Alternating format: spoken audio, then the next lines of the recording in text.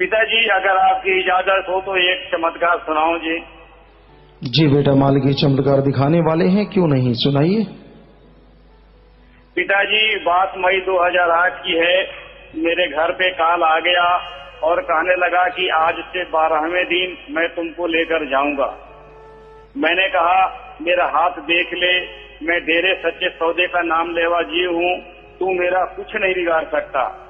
फिर भी मैंने पूछा कि मेरी मौत होगी कैसे, तो उसने बताया कि आज से 12वें दिन तेरे को फूड पॉइजन हो जाएगा और तू मर जाएगा। मैंने कहा कि 12वां दिन तो सोमवार है और सोमवार को हमारा फास्ट होता है, तो जब मैं कुछ खाऊंगा ही नहीं तो फूड पॉइजन होने का मतलब ही नहीं निकलता। तो उसने कहा कि इससे मेरा कोई मतलब नहीं, बस मैं तेरे को लेके जाऊंगा। पिताजी, जब काल हमारे से बात कर रहा था तो उस टाइम हमारी बड़ी साली जो कि 45 साल की थी खड़ी थी साइड में, और मेरे साले के ससुर जी भी साइड में खड़े थे जो उस टाइम 49 साल के थे। पिताजी, अगले दिन मैं ये सारी बात सरसा डेरा में प्रेमी हेमराज जी को फोन पर बताया। पिताजी, तीसरे दिन अचानक मेरी साली चल बसी। पिताजी, अगले दिन मैं हेमराज जी को बताया कि हमारी साली तो चल बसी। फिर पिताजी, उसके 9वें दिन जो है मेरे साले के जो ससुर जी थे वो भी चल बसे। मैं कहा कि हेमराज जी, लगता है कि अब मेरा भी नंबर पक्का है। यह बात अगले दिन जब हेमराज जी को बताई तो पिताजी हेमराज जी ने मेरे को कहा कि भाई ये काम कर, तू 11वें दिन लकड़िया आश्रम में आ जा।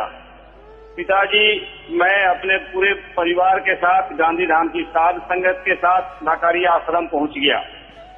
पिताजी, 12वें दिन सुबह से सब कुछ ठीक ठाक चल रहा था, लेकिन दोपहर 3 बजे पिताजी मेरे को एकाएक उल्टी चालू हो गई और लगता था कि मेरा कलेजा बाहर आ जाएगा।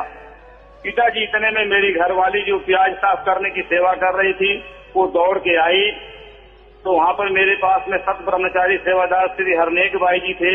उन्होंने कहा कि बहन, तू जो सेवा कर रही है तू वही सेवा कर, और वो खुद जाके आधे घंटे में चाय बना के लेके आए अपने हाथ से, और उन्होंने कहा कि बेटा तू इसको पी ले। मैं कहा कि भाई जी, मेरे अंदर तो ये कतरा कुछ नहीं जा रहा है, मैं कैसे पीऊं। लेकिन फिर भी उनके कहने पर पिताजी मैंने चाय पी, तो शाम को 7 बजे जाके पिताजी मेरी शरीर नॉर्मल हुई, और आज मैं आपके सामने आपसे बात कर रहा हूँ। पिताजी, धन धन सतगुरु तेरा ही आसरा। जी बेटा।